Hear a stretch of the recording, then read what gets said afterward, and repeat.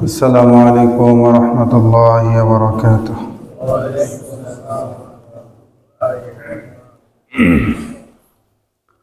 إن الحمد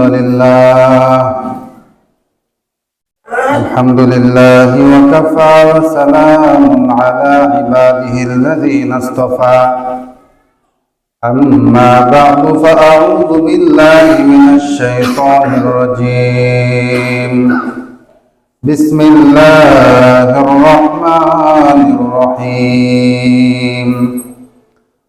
سبحان الذي أسرى بعبده ليلا من المسجد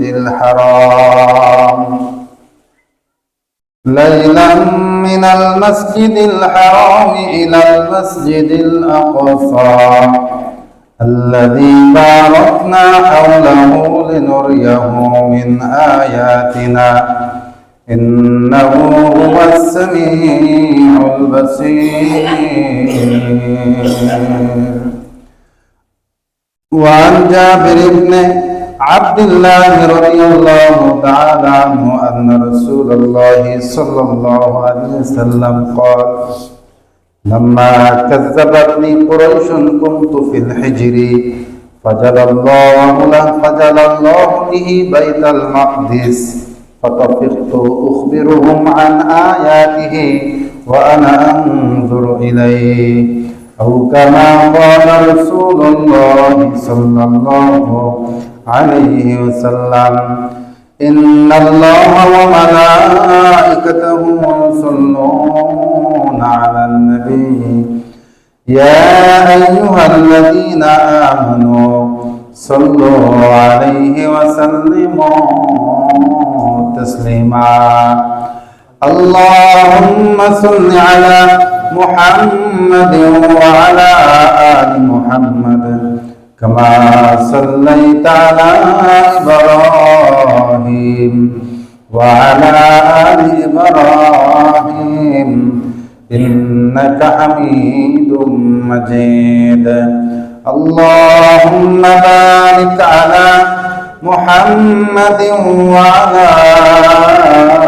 آل محمد كما باركت على إبراهيم وعلى آل إبراهيم إنك حميد مجيد. আলহামদুলিল্লাহ। সম্মানিত হাজরিন, রজব মাসের শেষ জুমা, আল্লাহ তাআলা আমাদেরকে মসজিদে আসার, বসার, কোরআন সুন্নাহর আলোকে কিছু কথা বলা শোনার তৌফিক দিয়েছে। এই জন্য শুকরিয়া আদায় করি আলহামদুলিল্লাহ। আরো শুকরিয়া আদায় করি যে রজব মাস আর এক মাস পরে শাবান, অর্থাৎ আর এক মাস পরে বলতে এক সপ্তাহ পরেই শাবান মাস শুরু হয়ে যাবে, এক মাস পরে রমজান শুরু হয়ে যাবে ইনশাআল্লাহ। আমরা আল্লাহ তাআলার দরবারে আশা রাখি যেন আল্লাহ তাআলা আমাদেরকে আমাদের হায়াতের মধ্যে এতটুকু এমন বারাকা দান করেন যেন আমরা রমজানের সকল বরকত হাসিল করতে পারি, আমিন। তো সম্মানিত হাজরিন, তো গত জুমায় আমরা রাসূলের ইসরা এবং মেরাজ নিয়ে আলোচনা শুনছিলাম। তো গত জুমায় আমরা ইসরার অংশ শেষ করে বাইতুল মাকদিস এবং সপ্ত আকাশ পাড়ি দিয়ে আসার পর রাসূল সাল্লাল্লাহু আলাইহি ওয়াসাল্লাম ফেরত আসা পর্যন্ত এবং মুসা আলাইহিস সালামের সাথে সাক্ষাৎ পর্যন্ত আমরা আলোচনা শুনেছি ইনশাআল্লাহ। তো আমরা আজকে আমাদের আলোচনার বিষয় হলো এই মেরাজ থেকে রাসূল সাল্লাল্লাহু আলাইহি ওয়াসাল্লাম কি নিয়ে আসলেন, মেরাজের রজনীতে রাসূল সাল্লাল্লাহু আলাইহি ওয়াসাল্লামকে আল্লাহ তাআলা কি কি দেখিয়েছেন তথা রাসূল কি কি দেখে আসলেন, আমরা সেই বিষয় নিয়ে আলোচনা শুনব। তো তার আগে রাসূল সাল্লাল্লাহু আলাইহি ওয়াসাল্লাম যখন সপ্ত আকাশে গিয়ে হযরতে ইব্রাহিম আলাইহিস সালামের সাথে সাক্ষাৎ হয়, তো ইব্রাহিম আলাইহিস সালামের সাথে সাক্ষাৎ হওয়ার পর স্বাভাবিকভাবে ইব্রাহিম আলাইহিস সালাম রাসূল সাল্লাল্লাহু আলাইহি সাল্লামকে অন্যান্য নবীদের মতো করে রাসূলকেও সংবর্ধনা জানান, অভিবাদন জানান।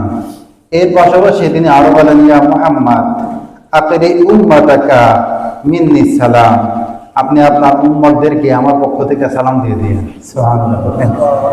ওয়া উখবিরুহুম আখবিরুহুম, আর আপনি তাদেরকে সংবাদ দিয়ে দেন যে আন্নাল জান্নাতা তাইয়্যিবাতুত তুরবা, জান্নাত হলো পবিত্র মাটি। জান্নাতের মাটি কি? পবিত্র। আযবাতুল মা, তার পানি খুব মিষ্ট, খুবই মিষ্ট। এরপরে রাসূলকে আরো একটা কথা বলেন যে আর সেই জান্নাতের গাছপালা হইল তাসবিহ, একটা তাসবিহ। সেটা তিনি বলেন যে সুবহানাল্লাহি আলহামদুলিল্লাহি ওয়া লা ইলাহা ইল্লাল্লাহু আল্লাহু আকবার। এটা রাসূল সাল্লাল্লাহু আলাইহি সাল্লামকে ইব্রাহিম আলাইহিস সালাম বলে দেন। তার মানে হলো এই যে চার তাসবিহ এখানে চলে আসছে, সুবহানাল্লাহ, আলহামদুলিল্লাহ, লা ইলাহা ইল্লাল্লাহ, আল্লাহু আকবার। এগুলোকে জান্নাতের বৃক্ষরাজি তিনি বলে দিয়েছেন। এজন্য এগুলো আমাদেরকে বেশি বেশি চর্চা করতে হবে ইনশাআল্লাহ। অবসর সময় চুপ না থেকে, ফাহিশা কাজে লিপ্ত না থেকে আমরা চুপি চুপি আমরা আমাদের ঠোঁট না দিয়ে তাসবিহগুলো পড়তে পারি। আল্লাহ আমাদের তৌফিক দান করুন। তো সম্মানিত হাজরিন, তো রাসূল সাল্লাল্লাহু আলাইহি সাল্লাম মেরাজ থেকে ফেরত আসার পরে রাসূল কি নিয়ে আসছেন এই ব্যাপারে হযরত আব্দুল্লাহ ইবনে মাসউদ রাদিয়াল্লাহু আনহু বলেন, ফাউতিয়া রাসূলুল্লাহ সাল্লাল্লাহু আলাইহি সাল্লাম সালাসান, রাসূল কারীম সাল্লাল্লাহু আলাইহি সাল্লামকে তিনটি বিষয় দেওয়া হয়েছে আল্লাহর পক্ষ থেকে। কয়টা বিষয়? তিনটা। একটা হলো উতিয়া আস-সালাওয়াতিল খামস, পাঁচ ওয়াক্ত নামাজ। কয় ওয়াক্ত? পাঁচ ওয়াক্ত। এই কারণে আমরা গত সময় শুনেছি যে পাঁচ ওয়াক্ত মূলত আগে থেকে জানি আমরা 50 ওয়াক্তের ব্যাপারে আল্লাহ তাআলার নির্দেশনা ছিল। পরবর্তীতে নবী মুসা আলাইহিস সালামের পরামর্শে রাসূলের আবেদনের প্রেক্ষিতে কমাতে কমাতে 50 থেকে 5 ওয়াক্ত করে দেওয়া হয়েছে। এই জন্যই আল্লাহ তাআলা বলেছেন যে এইটাই 5 ওয়াক্ত, এটাই 50 ওয়াক্ত। সুবহানাল্লাহ। কথা বোঝা আসছে কিনা? 2 নাম্বার, রাসূল সাল্লাল্লাহু আলাইহি ওয়াসাল্লামকে দেওয়া হয়েছে উতিয়া খাওয়াতিমা সূরাতুল বাকারা, অর্থাৎ সূরাতুল বাকারার শেষ অংশটাও এই মেরাজের রজনীতে আল্লাহ তাআলা রাসূলকে উপহার দিয়েছে। এজন্য সূরা বাকারার শেষ 2 আয়াতের বরকত অনেক বেশি, অর্থ অনেক চমৎকার। কথা বোঝা যাচ্ছে কিনা? এজন্য সূরাতুল বাকারার শেষ 2টা আয়াত আপনাদেরকে শুনিয়ে দেই তরজমা সহ ইনশাআল্লাহ। তো আল্লাহ তাআলা এই আয়াতের মধ্যে বলতেছেন যে আমানার রাসূলু বিমা উনজিলা ইলাইহি মির রাব্বিহি ওয়াল মুমিনুন। আল্লাহ তাআলা সাক্ষ্য দিতেছে আমাদের রাসূলের ব্যাপারে। আমানার রাসূলু বিমা উনজিলা ইলাইহি মির রাব্বিহি ওয়াল মুমিনুন। আল্লাহ তাআলা জানিয়ে দেন আমানার রাসূল, রাসূল ঈমান এনেছেন। রাসূল কি করছেন? ঈমান আনছেন। এটা আল্লাহ বলতেছে বিমা উনজিলা ইলাইহি, রাসূলের প্রতি যা কিছু নাযিল হয়েছে এগুলোর প্রতি রাসূল আগে নিজে ঈমান এনেছেন। এরপরে আল্লাহ বলেন ওয়াল মুমিনুন, রাসূলের সাথে মুমিন যারা আছে তারাও ঈমান আনছে। আমরা ঈমান আনছি কিনা? কোন সন্দেহ সংশয় আছে আমাদের মধ্যে যে রাসূল যা আনছেন সবই ঠিক না, কিছু কিছু ঠিক আছে, এমন ধারণা কোনো মুমিন পোষণ করতে পারে? এই জন্য আল্লাহ তাআলা বলেন আমানার রাসূল বিমা উনজিলা ইলাইহি মির রাব্বিহি ওয়াল মুমিনুন। আল্লাহ জানায় দেন রাসূল তার রবের পক্ষ থেকে যা কিছু রাসূলের প্রতি নাজিল হয়েছে তিনি ঈমান আনেন এবং মুমিন যারা আছে তারাও ঈমান এনেছে। আল্লাহ তাআলা বলেন কুল্লুন আমানা বিল্লাহি ওয়া মালাইকাতিহি ওয়া কুতুবিহি ওয়া রুসুলিহি। তারা সবাই, কুল্লুন মানে কি? সবাই। তারা সবাই বলতে রাসূল এবং মুমিন যারা, আল্লাহ তাআলা বলেন তারা সবাই আমানা বিল্লাহি, আল্লাহ তাআলার প্রতি ঈমান এনেছে, ওয়া মালাইকাতিহি, আল্লাহ তাআলার ফেরেশতাদের প্রতি ঈমান এনেছে, ওয়া কুতুবিহি, আল্লাহ তাআলার সকল কিতাবের প্রতি ঈমান এনেছে, ওয়া রুসুলিহি, আল্লাহ তাআলার সকল রাসূলদের প্রতি তারা ঈমান এনেছে। এই সাক্ষ্য, এই ঘোষণা আল্লাহ নিজে দিয়ে দিয়েছে। সুবহানাল্লাহ। কথা বলা আছে কিনা? আমরা শুধুমাত্র আমাদের কিতাবের প্রতি, আমাদের রাসূলের প্রতি ঈমান রাখি না, বরং আমাদের কিতাবের সাথে সাথে, আমাদের কিতাব বলতে কোরআন কারীম, আমাদেরকে আল্লাহ দিয়েছেন কিতাব তো আল্লাহ, এজন্য বলি এটা আমাদের কোরআন, আল্লাহ থেকে পাওয়া আমাদের কোরআন আল্লাহ আমাদেরকে দিয়েছে। কোরআনের সাথে সাথে আরো যতগুলো কিতাব আল্লাহ তাআলা নাযিল করেছেন আমরা সকল কিতাবের প্রতি ঈমান রাখি। কথা বলেন ঠিক না বেঠিক? পাশাপাশি আমাদের রাসূল সহ লক্ষাধিক যত নবী রাসূল আল্লাহ তাআলা দুনিয়ায় প্রেরণ করেছেন সবাই হকের বার্তা নিয়ে এসেছেন, আল্লাহ তাআলার পক্ষ থেকে এসেছেন, আমরা তাদের উপরও ঈমান রাখি। এরপর আল্লাহ তাআলা মুমিনদের একটা আকীদা জানায় দেন, লা নুফাররিকু বাইনা আহাদিম মির রুসুলি, যে মুমিনরা এই কথার সাক্ষ্য দিবে, লা নুফাররিকু বাইনা আহাদিম মির রুসুলি, আমরা আল্লাহ তাআলার কোন রাসূলের মধ্যে পার্থক্য করি না, এইটা ভালো রাসূল, ওটা মন্দ রাসূল, এই রাসূলের ব্যাপারে কিঞ্চিত সন্দেহ আছে, ওই রাসূলের প্রতি এই সমস্যা আছে, এমন কোন ফারাক আমরা করি না। আমরা সকল রাসূলের প্রতি সমানভাবে বিশ্বাস রাখি, ঈমান রাখি। পাশাপাশি আল্লাহ বলেন, মুমিনরা আল্লাহ তাআলার কাছে, আল্লাহ তাআলার পক্ষ থেকে যখন কোনো পয়গাম চলে আসে, কোন রকম যদি কিন্তু প্রশ্ন করে না, যদি কিন্তু প্রশ্ন করা না, যদি কিন্তু প্রশ্ন করা মুনাফিকদের স্বভাব, কাফের বেঈমানদের স্বভাব। কথা বলে ঠিক না বেঠিক? এই কারণে রাসূল মেরাজ থেকে আসার পরে রাসূলকে নানা প্রশ্নে জর্জরিত করছে, কারণ তারা রাসূলের কথায় বিশ্বাসী নয়, তারা সংশয়বাদী। তারা কি? সংশয়বাদী। কথা বলতে আসছে কিনা? এই জন্য রাসূলকে আল্লাহ তাআলা বলছে, আপনি ওই মুমতারিনদের, সংশয়বাদীদের অন্তর্ভুক্ত হয়েন না। এই জন্য আল্লাহ বলেন, মুমিনদের একটা গুণ হইল, আল্লাহ তাআলার পক্ষ থেকে যখন যে নির্দেশনা আসে, সাথে সাথেই তারা বলে, সামিআনা ওয়া আতানা, আমরা শুনলাম এবং মানলাম, আমরা শুনলাম এবং মানলাম। তবে মূসা আলাইহিস সালামের উম্মতদেরকে যখন আল্লাহ তাআলার পক্ষ থেকে আল্লাহ তাআলার নির্দেশনা জানিয়ে দেওয়া হয়, এরা কিন্তু সামিআনা ওয়া আতানা বলে নাই, এরা বলেছে সামিআনা ওয়া আসাইনা, শুনলাম কিন্তু মানতে পারলাম না, অমান্য করলাম। নাউজুবিল্লাহ বলে। কথা বুঝলেন? তাই মুমিনদের সিফাত হলো এরা সামিআনা ওয়া আতানা, আমরা শুনলাম এবং মানলাম, কোনো কিছু কিন্তু নাই, আমার বুঝে আসুক চাই না আসুক, এটা আল্লাহর পক্ষ থেকে বিধান, এটা আল্লাহর রাসূলের পক্ষ থেকে বিধান। মূলত রাসূলের পক্ষ থেকে যে বিধান আসে, এটা আল্লাহর পক্ষ থেকে আসে। কথা বলতে আসছে কিনা? এই কারণে কোনো রকম যদি কিন্তু কোনো সুযোগ নাই, কোন রকম এটার থেকে বাঁচার জন্য, এড়ানোর জন্য কোন রকম ব্যাখ্যা, বিশ্লেষণ, তাবিল, তাফসীরের কোনো সুযোগ নাই। যেসব ব্যাপারে আল্লাহর পক্ষ থেকে, রাসূলের পক্ষ থেকে সুস্পষ্ট নির্দেশ এসেছে, নির্দেশনা এসেছে, ওই সব ব্যাপারে কোন রকম যদি কিন্তু প্রশ্ন তোলার কোনো সুযোগ নাই। প্রশ্ন তুলেছেন মানে আপনি মুমিন নাই। কথা বলেন আপনারা? প্রশ্ন তোলার একটা স্রোত আছে, জানার জন্য। কিসের জন্য? বোঝেন নাই, জানার জন্য জিজ্ঞাসা করেন। কিন্তু আপনি এটাকে ভুল প্রমাণ করার জন্য, যাচাই করার জন্য, আপনি ঠিক নাকি ঠিক না এই ব্যাপারে কোন রকম সংশয় রেখে প্রশ্ন তোলা, এটা মুমিনের কাজ হইতে পারে না। আল্লাহ আমাদের সর্ব অবস্থায় মুমিনদের কাতারে শামিল রাখুন, আমিন করি। পাশাপাশি তাহলে মুমিনদের ব্যাপারে দুইটা বিষয় পেলাম। একটা হলো তারা রাসূলদের মধ্যে কোন রকম কি করে না, তারতম্য তৈরি করে না, তারা কোন রকম বৈষম্য রাখে না, যে কোন রাসূল বেশি হকের উপরে ছিল, কোন রাসূল কম হকের উপরে ছিল, কিংবা কোন রাসূলের উপরে আমরা ঈমান আনি, কোন রাসূলের উপরে ঈমান আনি না, এইরকম কোন ফারাক আমরা করি না। এটা আল্লাহ বলতেছে, মুমিনরা এরকমটাই হয়ে থাকে, যে লা নুফাররিকু বাইনা আহাদিম মির রুসুলি, আল্লাহর কোন রাসূলের মধ্যে আমরা কোন রকম তফাৎ করি না। এরপরে আল্লাহ বলতেছে, ওয়াকালু সামি'না ওয়া আতা'না, আর তারা বলে আমরা শুনলাম মানলাম। আল্লাহর পক্ষ থেকে নির্দেশনা আসছে, শুনছি বাস মানছি, আর কোনো কথা। তাহলে শুনলাম, আপনি অর্ধেক মুমিন হয়েছেন, কিন্তু মানেন নাই, তাহলে বাকি অর্ধেক হওয়ার এখনো ঘাটতি রয়ে গেছে। আল্লাহ আমাদের পরিপূর্ণ মুমিন হওয়ার তৌফিক দিন। আমিন। গুফরানাকা রাব্বানা ওয়া ইলাইকাল মাসির।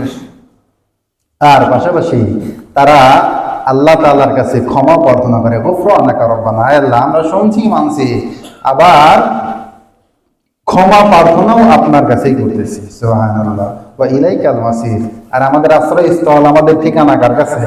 আল্লাহ তাআলার কাছে। পরের আয়াতে আল্লাহ তাআলা মুমিনদের ব্যাপারে আবার কিছু সুযোগ সুবিধার কথা বলে দিয়েছেন। লা ইউকাল্লিফুল্লাহু নাফসান ইল্লা উসআহা। আল্লাহ বলেন, আরে আমি কারো সাধ্যের বাইরে কারো কাঁধে কোনো বিধান চাপায়া দেই। আপনি এটা ভাববেন না যে আল্লাহ বুঝি আমাদের সাধ্যের বাহিরে গিয়ে জুলুম করে কোনো বিধান চাপিয়ে দিয়েছেন, এমন কোনো বিধান চাপিয়ে দিয়েছেন যেই বিধান মানার বা পালন করার সাধ্য আমাদের নাই, এমন কোনো হুকুম আল্লাহ আপনাকে আমাকে করেন নাই। কথা বুঝেন? এই জন্য দেখবেন ঈমানের ভিত্তি পাঁচটা। কয়টা? এক নম্বরে আল্লাহ এবং রাসূলের প্রতি ঈমানের সাক্ষ্য দেওয়া, 2 নম্বরে 5 ওয়াক্ত নামাজ আদায় করা, 3 নম্বরে যাকাত আদায় করা, হজ করা, রোজা রাখা।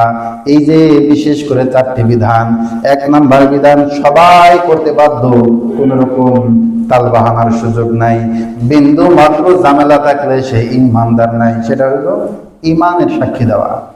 আশহাদু আল্লা ইলাহা ইল্লাল্লাহু ওয়াহদাহু লা শারীকা লাহু ওয়া আশহাদু আন্না মুহাম্মাদান আবদুহু ওয়া রাসূলুহু। আমি সাক্ষ্য দিচ্ছি আন্না লা ইলাহা ইল্লাল্লাহ, আল্লাহ তাআলা ছাড়া কোনো মাবুদ নাই, কোনো ইলাহ নাই।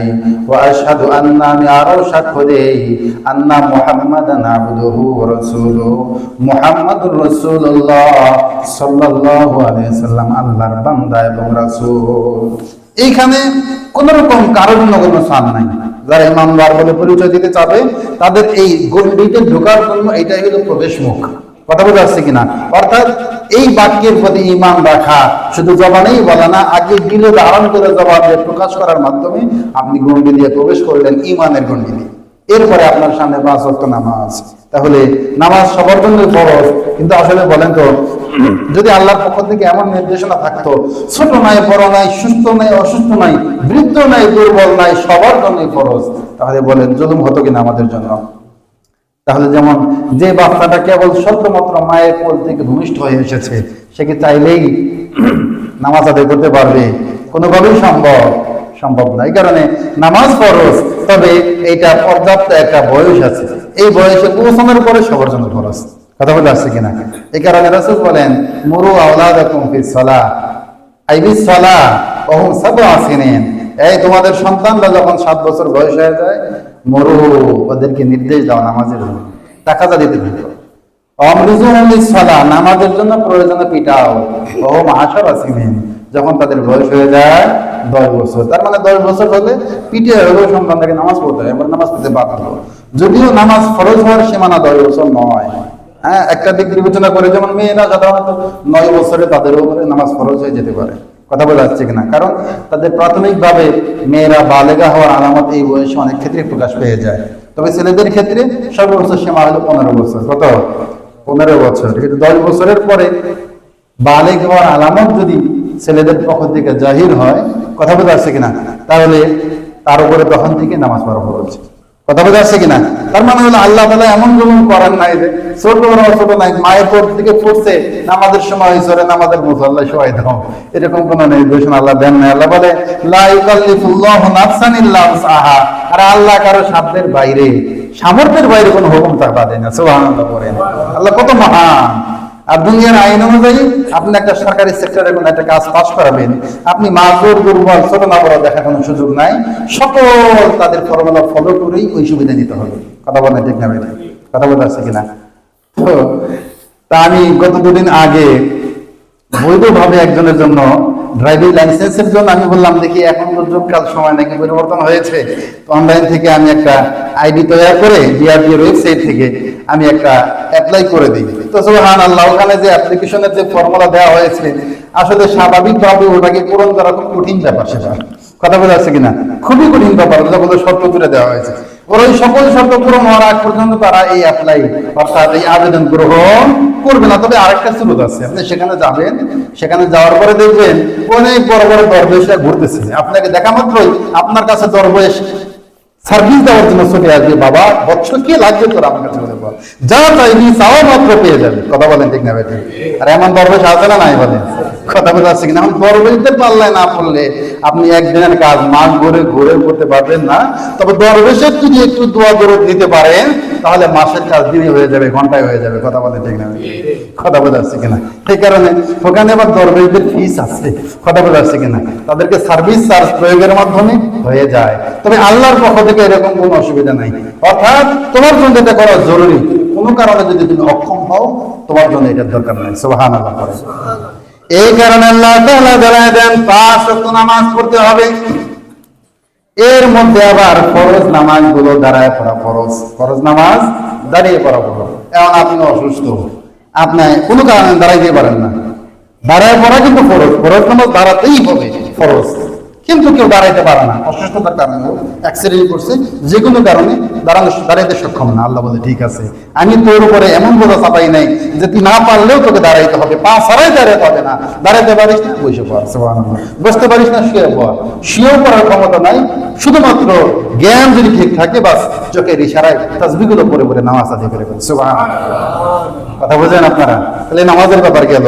তাহলে প্রথমত বালিগ হওয়ার আগ পর্যন্ত জরুরি না, শুধুমাত্র রাসূল দিয়েছেন নামাজের অভ্যস্ত হওয়ার জন্য 7 বছর থেকে তাদেরকে তাকাতে দিতে হবে, 10 বছর থেকে পিটিয়ে হলেও পড়াতে, যেহেতু 10 বছরের পরেই বালিগ হওয়ার সম্ভাবনা, মেয়েদের আরেকটু আগে থেকে সম্ভাবনা থাকে।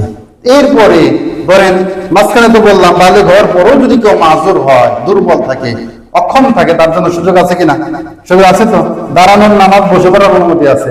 জ্ঞান নাই, আর নামাজও নাই, অজ্ঞান হয়ে গেছেন, অসুস্থ এমন একটা অবস্থার মধ্যে আছে, আপনি সেন্সলেস হয়ে গেছেন, বাস ওই সময়ের জন্য আপনার পড়তে হবে না, বাস জ্ঞান ফিরছে, পারলে ফরজগুলোর কাজ আদায় করে দিয়ে। কথা বলছেন আপনারা? এরপরে আমাদের বয়স হয়ে গেল 50, 55, 60, 65, 70 বছর, অর্থাৎ 50 পার হয়ে গেলে তো মানুষ বার্ধক্য, মোটামুটি পুরো বার্ধক্যের জামানায় আপনি প্রবেশ করে ফেলছেন। এখন 60-70 বছর বয়সে এমন দুর্বল হয়ে গেছে যে বান্দার পেশাব পায়খানার লাইন ঠিক নাই, ফোটা ফোটা পড়তেই থাকে, এমন মানুষ আছে না নাই? বলেন, আছে না নাই? অথচ কাপড় পেশাবের চিরার থেকে পাক রাখা জরুরি, ফরজ। এটা কি? নামাজ পড়ার জন্য 13টা ফরজ। কয়টা নামাজের ফরজ? কয়টা? 13টা। এর মধ্যে নামাজের বাহিরে, অর্থাৎ নামাজ শুরু করার আগেই 7টা শর্ত, 7টা ফরজ পুরো করে তারপর নামাজে দাঁড়াইতে হবে। এর প্রথমটা হলো শরীর পবিত্র রাখা, 2 নম্বরে কাপড় পবিত্র রাখা। এখন যার সবসময় ফোটা ফোটা পড়ে, তখন তার শরীরও পাক নাই, কাপড়ও পাক নাই, কিন্তু সে দুর্বল, সে মাযুর হয়ে গেছে। এই জন্য তাদের জন্য বিধান হলো, ঠিক আছে, প্রত্যেক নামাজ যদি এমন হয় সবসময় অনবরত 2 মিনিট 1 মিনিট পর পর 1 ফোঁটা কিংবা ঘন ঘন চলতেই থাকে, তাহলে তোমরা প্রত্যেক নামাজের আগে নতুন কাপড় পরে নতুন করে ওযু করে নামাজ পড়ো, নামাজ শেষ আবার ওযু শেষ, অর্থাৎ এক ওযু দিয়ে তুমি যতক্ষণ নামাজে দাঁড়াইছো, যত রাকাত মন চাই পড়ো, ওযু আছে, নামাজ থেকে পারে হইব, ওযু ভেঙে গেছে, সুবহানাল্লাহ। এটা আপনার আমার জন্য বিধান, ইসলাম দিয়েছে, আল্লাহ তাআলা দিয়েছে। কথা বোঝেন আপনারা? সাধারণভাবে 1 ফোঁটা পেশাব বের হলে নামাজ নষ্ট হয়ে যায়, ওযু নষ্ট হয়ে যায়, মানে নামাজ নষ্ট হয়ে যায়। কিন্তু আপনি যখন মাজুর হয়ে গেছেন, তখন এই মাজুর অবস্থায় আপনি একবার ওযু করবেন, ওযু করার পর নতুন কাপড় পরিধান করে যে দাঁড়াইলেন, এরপরে যে পড়তেছে, তারপর আপনার ওযু ভাঙে না, যতক্ষণ আপনি নামাজ পড়ছেন। সুবহানাল্লাহ।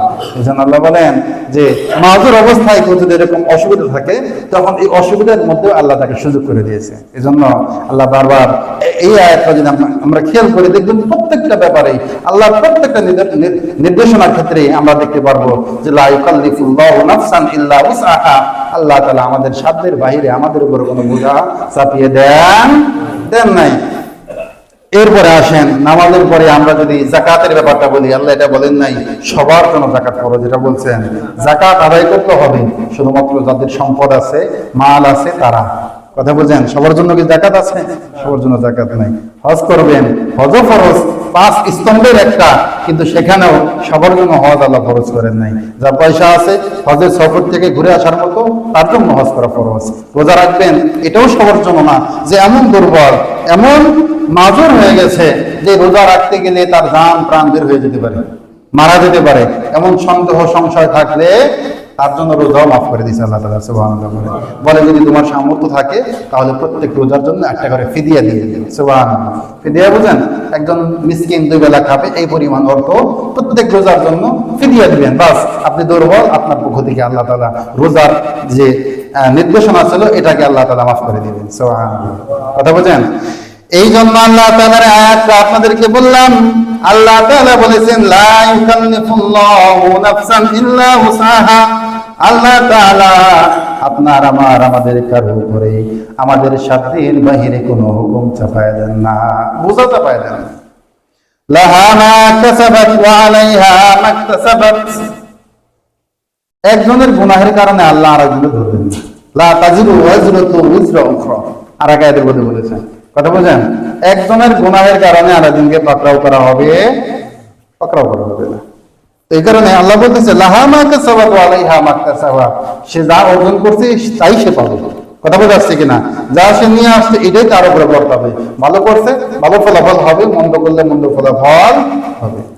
এর পাশাপাশি আল্লাহ তাআলা মুমিনদেরকে দোয়া শিখিয়ে দিয়েছে। ওই যে মুমিনদের ব্যাপারে তো আগের আয়াতে বললাম, আল্লাহ তাআলা বলেন রব্বানা লা তুআখিযনা ইন নাসিনা আও আখতানা। আয়াতের মধ্যে আল্লাহ তাআলা বলতেছে মুমিনরা এইভাবে আল্লাহর কাছে দোয়া করবে, তারা দোয়া করে রব্বানা লা তুআখিযনা ইন নাসিনা আও আখতানা। হে আল্লাহ, ওই গুনাহের কারণে আমাদেরকে পাকড়াও করিয়েন না। ইন নাসিনা, যদি আমরা ভুলে যাই, আপনার কোন নির্দেশনা ছিল ভুলে গেছি, মনে নাই, হইতে পারে না এরকম। এর পাশাপাশি অতীতের এমন কোন গুনাহের খবর যেটা মনে নাই যে তওবা করবো, মনে বললেন না তওবা করবেন আপনি, বলেন ঠিক না? আপনার দ্বারা এমন একটা গুনাহ হয়েছে, এটা ভুলেই গেছেন আপনি। মুমিনের জন্য জরুরি হলো তার গুনাহের কথা স্মরণ করায় দিয়ে উল্লেখ করে করে আল্লাহর কাছে তওবা করবে। আল্লাহ, আমি এই গুনাহ করেছি, আমাকে মাফ করে দেন, আমি বুঝি নাই, ওই গুনাহ করছি, আমাকে মাফ করে দেন। কিন্তু আপনি গুনাহ করেছেন, আপনার মনেই না, আপনি কি করবেন এখন? এই জন্য আল্লাহ সূরাত বলে দিয়েছেন ইন নাসিনা, যদি আপনি ভুলে যায়, আপনি আমাকে এই গুনার জন্য ধরেন না। কারণ যদি স্মরণ হইতো, যদি স্মরণ থাকতো, অবশ্যই আপনার কাছ থেকে তওবা করে নিতাম কিনা? মনে দেয় নাই কিনা বলেন? পাশাপাশি আল্লাহ বলেন আও আখতানা, অথবা যদি কোনো ভুল কইরা বসি, আপনি তার জন্য ধরে না, এটা ভুল করে অন্যায় করছি, এর জন্য আপনি আমাকে পাকড়াও করিয়েন না। গুনাহ করে ভুলে গেছি, ক্ষমা চাওয়ার কথা মনে নাই, স্মরণই নাই, তার জন্য ধরেন না। এর পাশাপাশি আল্লাহ বলেন রব্বানা ওয়ালা তাহমিল আলাইনা ইসরা কামা হামালতাহু আলাল্লাযিনা মিন ক্বাবলিনা। আয় আল্লাহ, লা তাহমিল আলাইনা ইসরা, আপনি আমাদের কাঁধে এমন কোন বোঝা চাপায় দিয়েন না, কামা হামালতাহু আলাল্লাযিনা মিন ক্বাবলিনা, যে রকম বোঝা আমাদের পূর্ববর্তীদের কাঁধে আপনি চাপায় দিয়েছিলেন।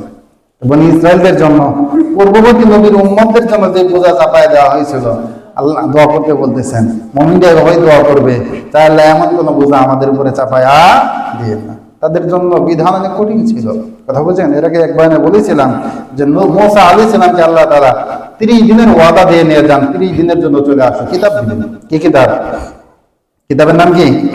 তাওরাত। তো 30 দিনের জায়গায় হয়ে যায় 40 দিন। কয়দিন হয়ে যায়? 40 দিন। মুসা আলাইহিস সালামের জায়গায় তার নায়েব, তার ভাই হযরতে হারুন আলাইহিস সালামকে তিনি জিম্মাদারি দিয়ে যান যে কি করো, তুমি আমার উম্মতদেরকে, আমার জাতিকে, বনি ইসরাইলদের দেখে রাখো, এরা যেন কোনো শৃঙ্খল না হয়, কোনো বিশৃঙ্খল ঘটনা না ঘটায়। তো 30 দিনের পরে যখন আল্লাহ তাআলা 30 দিনের পরে আরো 10 দিন বাড়া দিলেন, যে আরো 10 দিন থাকতে হবে এখানে, তোমার কথা বুঝেন আপনারা। এর মধ্যে কাফের, বেঈমান, অর্থাৎ বনি ইসরাইল যারা আছে, এদের মধ্যে আবার সামিরি নামে এক ব্যক্তি, সে একটা বাছুর বানাইছে। কি বানাইছে? বাছুর বানাইছে। তো যে কোনো ভাবে সে বাছুর আবার হাম্বা হাম্বা ডাকে, কথা বুঝেন। এই জন্য সে বোঝাইতেছে, আর এই বনি ইসরাইল সম্প্রদায় যারা তোমরা আছো, তোমরা এই অপেক্ষায় আছো যে মুসা আল্লাহর কাছে গেছে আল্লাহর বিধান আনার জন্য, কিতাব আনার জন্য, অথচ দেখো আল্লাহ তোমাদের কাছে এসে হাজির হয়ে গেছে। নাউযুবিল্লাহ, কথা বুঝেন। বাছুর বানাইছে, এখন ওই বাছুরে ডাকেও, কারণ স্বাভাবিক ভাবে নির্বোধের দল বাছুরের প্রতি ঈমান আনছে, এটাই আমাদের রব। নাউযুবিল্লাহ পড়েন। এই কারণে নবী মুসা যখন চলে আসেন, তখন দেখেন যে বনি ইসরাইলদের বহু মানুষ ঈমান ত্যাগ করেছে, বাছুরকে রব হিসেবে গ্রহণ করে নিয়েছে। এই মুহূর্তে মুসা আলাইহিস সালাম বড় রাগান্বিত, গুসান্বিত হয়ে যান, নিজের ভাইয়ের প্রতি পর্যন্ত চড়াও হয়ে যান। আমরা জানি বড় জালালি তবিয়তের লোক ছিলেন তিনি, কথা বুঝেন। এই জন্য ওই জাতি যেরকম গাওরা, ওই জাতির জন্য জবরদস্ত নবী রাসূল পাঠাইছে মুসা আলাইহিস সালাম। সুবহানাল্লাহ। আল্লাহ তাআলার পক্ষ থেকে বিধান, যারা শিরিক করেছো, আমার অবাধ্য হয়ে আমাকে ছেড়ে একটা বাছুরের প্রতি ঈমান এনেছো, তোমাদের জন্য একমাত্র শাস্তি হলো ফাকতুলু আনফুসাকুম, তোমরা তোমাদের নিজেদেরকে হত্যা করো। নাউযুবিল্লাহ বলে। নিজেদেরকে হত্যা করার মানে হলো আল্লাহ তাআলার নির্দেশনা। আল্লাহ তাআলা একটা মেঘমালা দিয়ে যেই অঞ্চলের মানুষ বাছুরের প্রতি ঈমান এনেছে, ছায়া দিয়েছে, আর ওই ছায়া যেখানে পড়েছে অন্ধকার হয়ে গেছে। আল্লাহ তাআলার বিধান হইল, যদি কোন পুত্র বাছুরের প্রতি ঈমান এনে থাকে, বাবার জন্য কানুন হইল বাবা তার পুত্রকে কতল করবে। ভাই বাছুরের প্রতি ঈমান আনছে, আর এক ভাই তাকে হত্যা করবে, যে ভাই ঈমান আনে নাই। কথা বুঝেন? এরকম কঠিন বিধান আল্লাহর পক্ষ থেকে। একদিনে 70,000 বনি ইসরাইল নিহত হয়ে গেছে। আল্লাহু আকবার বলেন। কত হাজার? তার এখানে কথা মনে করেন আপনারা? 70,000 মানুষ মারা গেছে, প্রত্যেকের আপনজনদের হাতে মারা গেছে। এইটাই আল্লাহ কথা বুঝেন আপনারা? যারা অপরাধী এদের চেহারা অন্ধকার হয়ে যাবে, যেন আপনজন এই দরদে আবার এটাই ইমান থেকে বেরোত না যায়, ও চিনতেও পারবে না। কথা বুঝেন আপনারা? যে অন্ধকার হয়ে গেছে এবং এই অন্ধকারে আপনজনদের চেহারা পর্যন্ত অন্ধকার হয়ে গেছে। এদের চেহারাও ইমানদাররা চিনতে পারবে না, এটা আমার ভাই, এটা আমার বাবা, এটা আমার সন্তান, চেনার কোনো সুযোগ নাই। এই কারণে শিরিক করার অপরাধে, বাছরের প্রতি ঈমান আনার অপরাধে এই ধ্বংসযজ্ঞ চলতে থাকে সারাদিন। এমন অবস্থায় 70,000 মানুষ যখন মারা পড়ে, মূসা আলাইহিস সালাম সিজদা লুটিয়ে পড়ে আল্লাহর কাছে ফরিয়াদ জানান, আল্লাহ এরকম ভাবে চলতে থাকলে তো আমার বনি ইসরাইল, এই বনি ইসরাইলের কেউ বাকি থাকবে না, আপনি মাফ করে দেন। আল্লাহ দোয়া কবুল করেছে, মাফ করে দিয়েছে। সুবহানাল্লাহ। এখন বলেন, আমাদের মধ্যে শিরিক করনেওয়ালা নাই? এই জমিনে নাই, এই জামানায় নাই। যদি আল্লাহ তাআলা ওই বোঝা আমাদের উপর চাপায় দিতেন, তাহলে বলেন আমাদের জন্য কি এটা খুবই সহজলভ্য ব্যাপার ছিল যে আপনি আপনার পরিবারের কেউ, আপনজনদের কেউ, আত্মীয়র কেউ, প্রতিবেশীর কেউ ঈমান থেকে বের হয়ে শিরকে লিপ্ত হওয়ার মাধ্যমে আল্লাহর অবাধ্য হয়েছে, আর আপনার জন্য বিধান তাকে হত্যা করতে হবে, জবাই করে ফেলতে হবে। তাহলে বুঝেন এই বিধান আপনার আমার কাঁধে চাপলে কেমন কঠিন একটা ব্যাপার হতো। পাশাপাশি যদি এমন হতো ওই হুকুমই আমার নিজের উপরে প্রয়োগ হতেছে, কারণ আমি নিজেও ছোট বড় শিরকের সাথে জড়াই গেছি, নাউজুবিল্লাহ। যদি এমন হয় তাহলে কত কঠিন ব্যাপার সেবার হতো। এই জন্য আল্লাহ বলছেন, লা তাহমিল আলাইনা ইসরা কামা হামালতাহু আলাল্লাযিনা মিন ক্বাবলিনা, এমন বোঝা আমাদের উপর চাপায়েন না যেই বোঝা আমাদের পূর্ববর্তীদের উপর চাপাইছে, ওই বোঝা আমাদেরকে দিয়েন না আল্লাহ। পাশাপাশি আরো অনেক আছে, একটাই শুধুমাত্র বললাম। এরপরে আছে রব্বানা লা তুহাম্মিলনা মা লা তাকাতা লানা বিহি, আল্লাহ এমন বোঝাও আমাদেরকে চাপায় দিন না, মা লা তাকাতা লানা বিহি, যেই বোঝা বহন করার শক্তি আমাদের নাই। এমন কোন হুকুম, এমন কোন বিধান, এমন কোন বোঝাও আপনি আমাদেরকে চাপায় দিয়ে যেটা বহন করার শক্তি যেটা বহন করার শক্তি আমাদের নাই, তকত নাই, সামর্থ্য আমাদের। ওয়াফু আন্না ওয়াগফির লানা ওয়ারহামনা আনতা মাওলানা ফানসুরনা আলাল কওমিল কাফিরিন। আল্লাহ তাআলা বলতেছে, ওয়াফু আন্না ওয়াগফির লানা ওয়ারহামনা, আমাদের প্রতি দয়া করেন, আমাদেরকে ক্ষমা করে দেন, ওয়ারহামনা, আমাদের প্রতি রহম করেন, আনতা মাওলানা, আপনি আমাদের মাওলা। আমাদের মাওলা কে? আর কেউ আছে উনি ছাড়া? কেউ আছে দুনিয়ার বাইরে? সেই জামানায়, এই জামানায়? তবে দুঃখজনক ব্যাপার হলো দুনিয়ার বহু মুমিন মুসলমান পরিচয়ধারীরা আল্লাহকে ছাড়া তাদের অনেক বড় বড় মাওলা বানায় নিছে। মাওলা মানে অভিভাবক, মাওলা মানে কি? অভিভাবক। সেই জন্য দেখবেন মাওলাদেরকে সামনে পাইলে, রাস্তায় পেলে কোন রকম ভাবে 200-500 মিটার দূর থেকে যদি একটা সেলফি নিয়ে মাওলাকে ক্যাপচার করা যায় যে মাওলা আছেন আমার পিছনে, তাহলে সে ধন্য হয়ে যায়। কথা বলেন ঠিক না ঠিক? মাওলা মানে কি? অভিভাবক। তাহলে আমাদের একমাত্র আসল এবং খাঁটি অভিভাবক কে? সন্দেহ সংশয় আছে? আরো অন্য কাউদেরকে মাওলা বানাবেন? বানানো যাবে? কোনো সুযোগ নাই। মুমিন পরিচয় দিতে চান, কোন রাজনৈতিক পরিচয়, সামাজিক পরিচয়, পারিবারিক পরিচয়, বংশগত পরিচয় এবং রাষ্ট্রীয় পরিচয়, কোন পরিচয় ঈমানের পরিচয়ের চাইতে বড় নয়। কথা বলেন ঠিক না বেটি? এই কারণে যেই দল, যেই মত, যাই কিছু করেন না কেন, ঈমানের সাথে যখন মুখোমুখি হয়ে গেছে, দলবাদ, পরিবারবাদ, সমাজবাদ, স্ত্রী সন্তান, বাবা মা সব বাদ, একটাই টিকে থাকবে, সেটা হইল আমানতু বিল্লাহ, আমি ঈমান রাখি কার উপরে? আল্লাহ তাআলার উপরে। সুতরাং আমরা যারা মাওলা বানাই, সতর্ক থাকেন, এমন ভাবে মাওলা বানায়েন না যে মাওলা আমার মাওলার সাথে সাংঘর্ষিক হয়ে যায়। যদি মুখোমুখি হয়ে যায় তাহলে শেষ, একবারে শেষ। ইন্নাল্লাহা লা ইয়াগফিরু আন ইউশরাকা বিহি, রবের সাথে যে শিরক করেছে তার কোনো ক্ষমা নাই। মাওলা একজন, তিনি কে? আল্লাহ তাআলা। খেয়াল রাখবো ইনশাআল্লাহ, সতর্ক থাকবো ইনশাআল্লাহ। ঈমানের ব্যাপারে খুবই সতর্ক। কোন রকমে বুঝে না বুঝেও যদি আপনি পেছ লাগায় ফেলান, অবস্থা কিন্তু ভয়াবহ হয়ে যাবে আপনার। কথা বোঝা যাচ্ছে কিনা? আপনার মাওলার ক্ষমতা কতদিন দেখছেন তো? বিগত মাওলা যারা ছিল, যারা বানাইছিল, তাদের ক্ষমতা কতটুকু এখন? এখন যারা নিজেদেরকে মাওলা ভাবা শুরু করছে বা আগামীতে যারা হবে, তাদেরই বা ক্ষমতার দূরত্ব কত দূর, অর্থাৎ মাওলাদেরই কত দূর থাকবে, সেটাও তো তিনিই ভালো জানেন। তিনি কে? আল্লাহ তাআলা। কথা বলে আসছে কিনা? যিনি ক্ষমতা দেন, যিনি ক্ষমতা নেন। কুলিল্লাহুম্মা মালিকাল মুলক, রাসূল আপনি বলে দেন আল্লাহুম্মা মালিকাল মুলক, হ্যাঁ আল্লাহ, আপনি হইলেন সকল রাজত্বের মালিক। সকল রাজত্বের মালিক কে? আল্লাহ তাআলা। কথা বলে আসছে কিনা? বিয়াদিকাল খায়র, সকল ভালো মন্দ অর্থাৎ সকল কল্যাণ আপনার হাতেই, কল্যাণ অন্য কারো হাতে নাই। কথা বলে আসছে কিনা? আর কারো কাছে কল্যাণের কোনো দোয়ার নাই, কল্যাণের কোনো এই কি বলে থলি নাই যেখান থেকে আপনার আমার জন্য কল্যাণের ফয়সালা করবে। বিয়াদিকাল খায়র, সকল কল্যাণ আল্লাহ তাআলার কাছে। কথা বলে আসছে কিনা? যাকে ইচ্ছা ক্ষমতা দেন, যাকে ইচ্ছা তার থেকে ক্ষমতা ছিনে নেন। তুতিল মুলকা মান তাশা ওয়া তানজিউল মুলকা মিম্মান তাশা, যাকে ইচ্ছা ক্ষমতা দেন, যার থেকে ইচ্ছা ক্ষমতা ছিনিয়েও নেন। কথা বলে আসছে কিনা? যাই হোক, সময় তো অনেক হয়ে গেল, মেরাজের বয়ান কখন করব? যাই হোক, সম্বন্ধে হাজিরেন, যেটা বলতেছিলাম যে মওলা আমাদের আল্লাহ তাআলা। রাজনীতি করেন, সমস্যা নাই। কথা বলে আসছে কিনা? কিন্তু রাজনীতির বিষয় আর ইমানের বিষয় এক নয়। কথা বলে আসছে কিনা? ইমান সবার আগে। এটা আপনি মুমিন, আপনার ইমান হলো আপনার জন্য ফিল্টার। আপনার জন্য কি? ফিল্টার। আমরা বিশেষ করে যেসব অঞ্চলে পানি ভালো না, আমরা পানিকে বিশুদ্ধ করানোর জন্য ফিল্টারিং করি কিনা? কেন? কারণ এই ফিল্টারের মধ্যে দেওয়ার কারণে সকল ঝামেলা রয়ে যাবে, ফ্রেশ চলে আসবে। কথা বলে আসছে কিনা?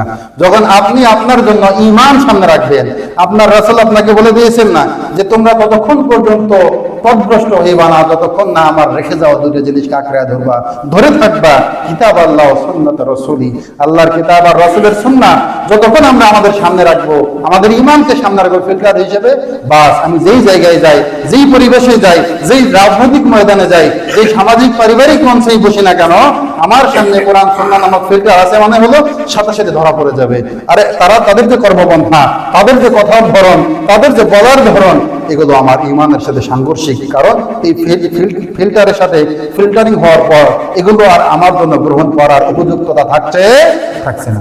আল্লাহ আমাদের সবাইকে সহিহ বুঝ দান করুন। এর পাশাপাশি যেটা বলতেছিলাম যে আনতা মাওলানা, আপনি আমাদের মাওলা, আপনি আমাদের উত্তম অভিভাবক। ফানসুরনা আলাল কওমিল কাফিরিন, সুতরাং আপনি কাফের সম্প্রদায়ের বিরুদ্ধে আমাদেরকে বিজয় দান করেন। সুবহানাল্লাহ। পরে কথা বলা আছে কিনা? তাহলে মুমিনদের অবস্থা আমরা জানলাম, যে কোরআনে কারীমের সূরাতুল বাকারার শেষাংশ আল্লাহ তাআলা কেন দিলেন খাস করে, আমরা সেটাও জানলাম।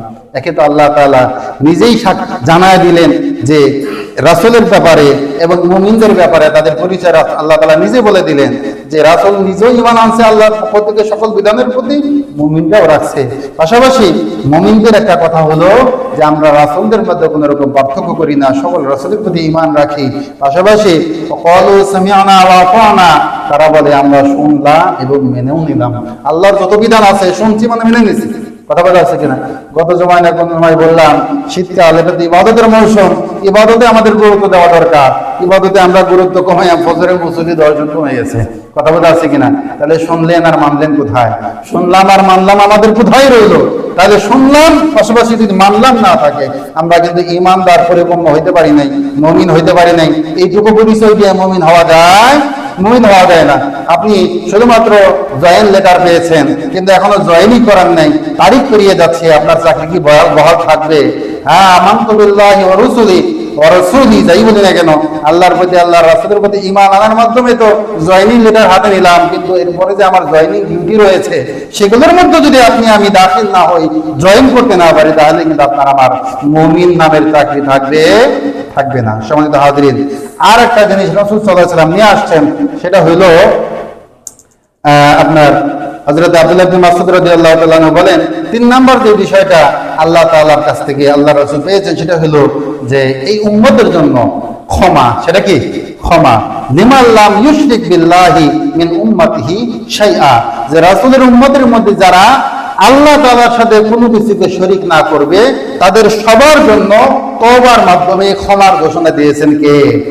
সুবহানাল্লাহ। পড়েন কথা বলেন, যদি শিরিক না থাকে তওবা করতে পারেন, আল্লাহ আপনাকে আমাকে মাফ করবে। কিন্তু দুঃখজনক হলো বড় শিরিক না হলেও ছোট শিরিকের মধ্যে কম বেশি আমরা সবাই জড়িয়ে আছি। আল্লাহ আমাদের সবাইকে শিরিক মুক্ত ঈমান দান করুন, আমিন। রিয়া মুক্ত আমল দান করুন, আমিন। ইখলাসের সাথে জীবনের প্রত্যেকটা কদম সামনে অগ্রসর হওয়ার তৌফিক দান করুন, আমিন। সম্মানিত হাজিরিন, আলোচনা শেষ করতে পারলাম না ইনশাআল্লাহ। তো পাশাপাশি আজকে আমরা শুধুমাত্র এতটুকু নিয়ে আলোচনা করলাম যে আল্লাহ তাআলা রাসূলকে কি দিয়েছেন বা কি নিয়ে এসেছেন। যদি আল্লাহ তৌফিক দেন, শাবানের প্রথম জমায় আমরা রাসূল কি কি দেখে আসছেন, সম্ভব হলে এই বিষয়টি নিয়ে আমরা আরেকটা জমা আলোচনা করব, এবং শাবানের দ্বিতীয় জমায় আমরা শাবানের বরকত নিয়ে আলোচনা করব। পাশাপাশি শাবান মাসের মধ্য রজনীতে মৃত বয়ান হয় শবে বরাত সম্পর্কে, সে বিষয়ে আমরা আলোচনা জানবো, শুনবো, আমল করবো ইনশাআল্লাহ। ওয়া আখিরু দাওয়ানা আনিল হামদুলিল্লাহি রাব্বিল আলামিন। আসসালামু আলাইকুম ওয়া রাহমাতুল্লাহ।